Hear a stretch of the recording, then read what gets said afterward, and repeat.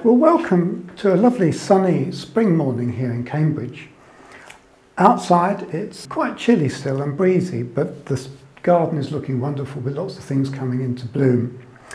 Also in here, and after months of not exactly inactivity, but a lot of the orchids that I've got aren't very happy over the winter. It's a bit too cold, and more particularly because Great Britain is such a long way from the equator, the day length is very short, and if we have prolonged periods of cloudy conditions outside, you don't see the sun for several days. So a lot of the things just bide their time, but by the time you get to this time of the year, things are really beginning to wake up and start moving. And in fact, I've been quite busy repotting and remounting many of my orchids, which in previous years I haven't done enough of them, so I'm trying to do a bit better this year. I thought with this video I'd focus on 3 Dendrobiums. This is Dendrobium fimbriatum, which I've had for quite a long time. It's actually very beautiful flowers, really exquisite, with wonderful frilly lips to them, really lovely. They say it has a scent. I can't actually detect any scent. Some people might be able to, or maybe it's this particular plant that I've got that doesn't smell. But that's not the main feature of it. The main feature is it's easy to grow, and by this time of the year it produces a real mass of flowers. You can see that these are actually some really old canes that are several years old and have flowered on several previous occasions. But there's another flower spike here and one here. This is a younger flower spike. I've had this for about 5 years, and it was a fairly scrappy plant when I got it. You can see the old sort of deformed canes here. But it's grown really well. It gets a sort of fairly dry winter rest, where I don't really water it much at all, because the canes, the stems are deciduous in the long run, and they gradually lose their leaves.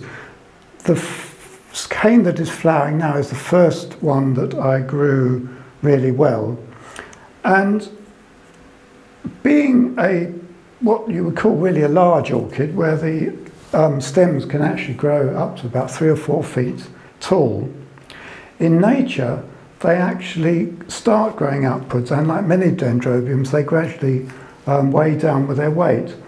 Now if I had a really big greenhouse, I'd love to let it do that, but in here I just haven't got the room.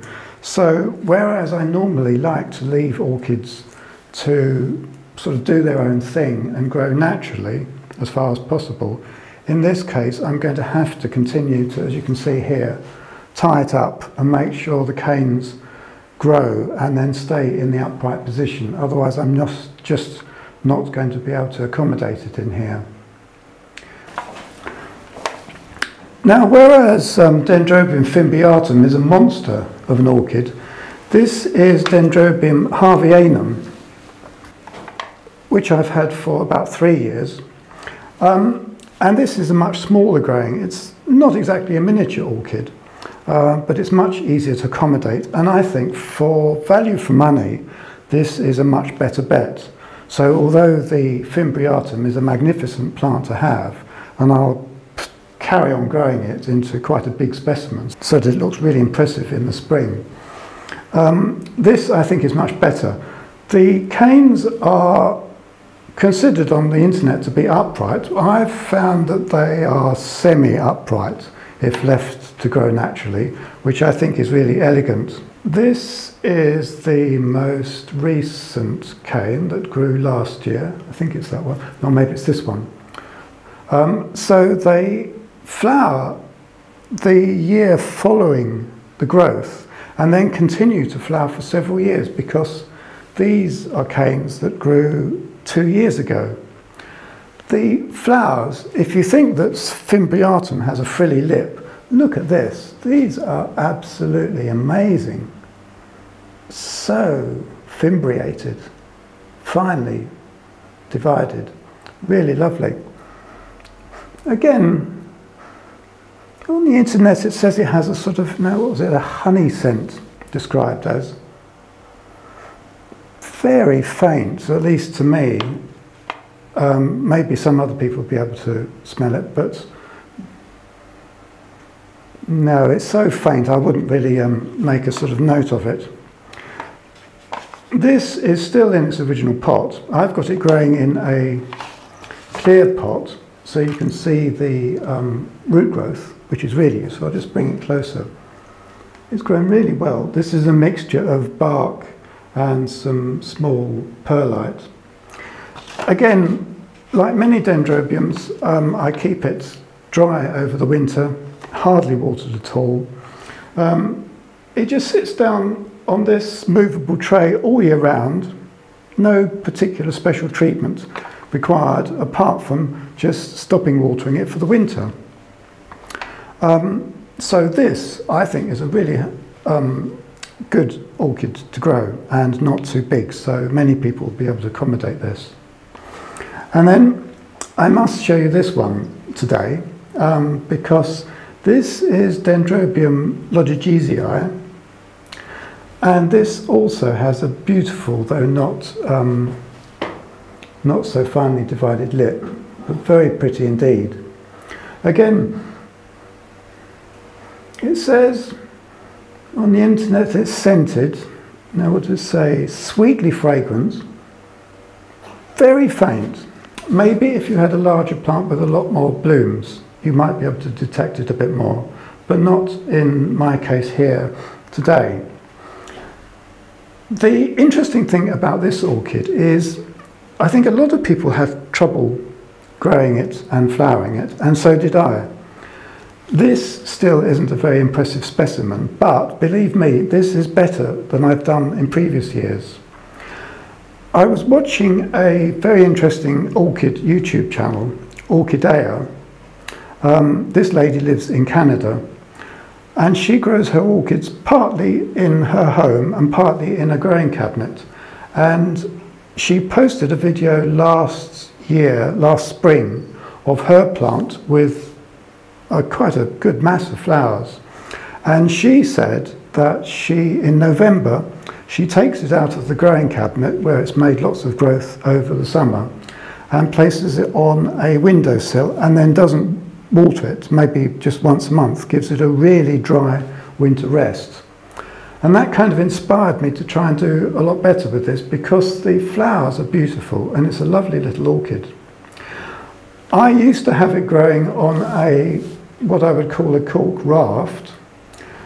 It had produced just a mass of really thin, scrappy canes, and then it would just produce a few flower buds in sort of late winter, and they would never develop, maybe just the odd flower. And what seems to be the trick is to give it a really good growing period in the summer, warm, moist, fairly shady, reasonable amount of feeding. And you can see last year, from quite scrappy little thin canes, I got some really quite good growth. And in fact, what I did was, I had so many little canes when I took the original plant off the mount that I actually put it on two. One is on a tree fern and then one is on cork, just as a sort of experiment to see which one did best. So far, I don't think there is really much difference in the growth. This one hasn't produced quite as many flowers. Well, 2 as opposed to 3, which isn't still much to write home about. But the growth is quite good. So I'm hoping that in future years, when this has grown a bit better and I've repeated the successful growing regime, these will be more impressive to show you. This could almost be classified as a miniature orchid.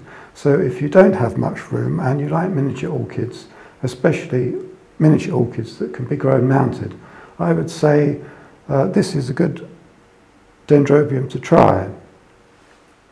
I thought now it would be useful to look back at some of the orchids that are featured in previous videos to see what's been happening as a sort of follow-up to find out what they're looking like now. This is my Bifrenaria, harrisoniae, Alba. And I'll put a note at the bottom of the screen so you can see which video it featured in. Now, this became a huge plant which I pulled apart quite brutally. The advantage was it meant that I could give quite decent sized divisions to one or two other people that have been asking for it in our local Cambridge Orchid Society. What was left, I actually planted up 2 new baskets, same size as the old ones. And it took a really big setback. This is going to be the 3rd year after dividing it.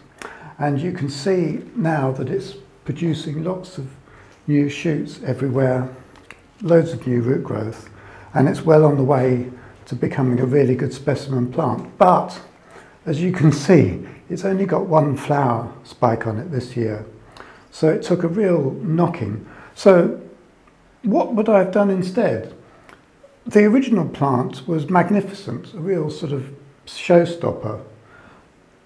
With hindsight, I think I would have been better off waiting till quite large areas had developed on the edge of the basket, and then when they reached the sort of suitable stage, cutting them off and growing them on, but remaining with the original plant in situ. And that's what I'm actually doing with another of my monster orchids, which is Prosthechea radiata, which I'll show you in a minute. So this is my huge Prosthechea radiata, which is one of my real impressive orchids, starting in August, September, even into October, for a mass of flowers which are beautifully scented. They fill the greenhouse with their scent. But as you can see, it's an absolute monster growing in this teak basket, just like the Bifrenaria that I made. Instead of completely taking the whole thing apart, what I'm doing this time is to keep the original, and then when the stems are sort of grown outwards and formed quite a sort of decent chunk of the plant, I cut them off and pot them up separately. Last late summer, early autumn, I took 4 pieces off and potted them up separately, and you can see they're now just beginning to form really nice new root growth. This is my Angraecum viguieri. It's growing in a basket that replaced a deteriorating box that it used to be in. It was going up and up and up, and so what I did last year was I got this sort of branch, and then I've used this sort of stretchy, bendy plastic to tie it, to support it. And I'm hoping that after it's flowered, and when it starts making new root growth, it will stimulate it to start producing aerial roots from the stem higher up and actually attach itself. And then it will be self-supporting, and hopefully that will also stimulate it to produce an even more sort of bushy growth with lots of flowers. But this is kind of one of my, I guess you could say, one of my most impressive orchids, and I'm really glad to have it.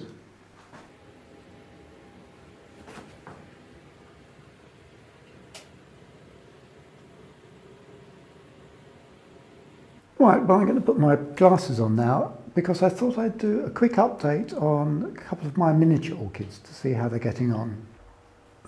Now this is Pluriphthalis dressloy, which, to be honest, haven't really done anything for the last 4 months. The moss has grown a bit and the leaves have become a little bit sort of muddied with, I suppose, the build-up of algae. It can't be limescale because I only use rainwater to water it with. But just in the last, I guess, 2 or 3 weeks, it has begun to grow again. You can see the new foliage. It's got 5 or 6 at least growing points all the way around it, and they are all now beginning to produce new leaves and new roots. So I'm hoping that before too long I can gently remove 1 or 2 of the most vigorous outer areas of it, remount them and grow on new plants of it, which would be a real triumph. And hopefully then it will start flowering again. You can see I've left them on just for sort of reference. You can see the old flower stems left over from last year. But as I said earlier in the video, really in the winter, a lot of the orchids in here just basically sit still and don't really do anything. Here we have Lepanthes telepogoniflora. Again, it hasn't grown at all over the last probably 4 months. It's kept flowering, which is lovely, but what I'd really like it to do is start producing a bushier plant. So I'm hoping that now the weather's warmed up, it will actually start doing that, because there are some fabulous photographs on the internet of quite large plants covered with flowers. And if I can get this plant to progress anywhere in that direction, I'd be really delighted. The other week, somebody was asking me whether I had Chinookus fragrans. This is Chinookus fragrans, which is another very famous miniature orchid. Has delightful little pink flowers, sometimes in quite big masses. There are some fabulous photographs on the internet of big bushy plants covered with flowers. My plant at the moment, I've only had it for a couple of years. It grows very slowly. It's a very tiny plant with these great big fat, not particularly attractive roots, which need to dry out quite quickly after watering. And I said in my reply that I actually preferred this one, which is Chinookus scolopendria, which I think has more attractive, tinier stems. And in fact, you can see that this one is already starting to come into flower. There's a flower bud here and another one there, and another one around here. So there's 3 flower spikes already developing. So in my opinion, if you're thinking of having a Chinookus, scolopendria is a better bet than fragrans. Right, well, that's about it for this episode of Howard's Orchids. Thanks ever so much for watching. I hope you found something interesting in it, and I hope to see you in the next one.